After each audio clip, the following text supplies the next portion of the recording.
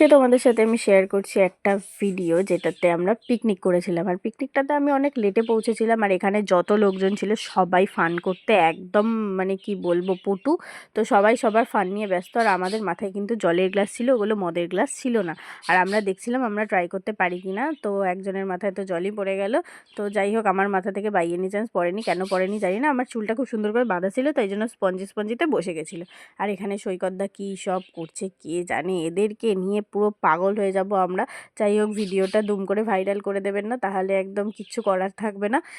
আর এখানে সুভাষও বসে বসে করছে। আর যাই হোক, ছেলেরা ছিল, মদের বোতল তো থাকবে, কিছু করার নেই। এসব মাইন্ড করবেন না, পিকনিকে এসব চলে। তো তারপরে খাওয়া দাওয়া করতে হবে বলে আমরা তাড়াতাড়ি করে সব নাচফাচ করে খেতে বসে গিয়েছিলাম। আর এই ছিল পিকনিকের টপিক। ও একজনের বার্থডেও ছিল, মানে সুভাষের বার্থডে ছিল। তো সেই বার্থডেটাও সেলিব্রেশন করা হয়েছিল। এই করেই পিকনিকটা আমাদের শেষ হয়ে গেছিলো। পিকনিকের আর কোনো ভিডিও ফুটেজ আমার কাছে নেই, তাই দেখাতে পারলাম।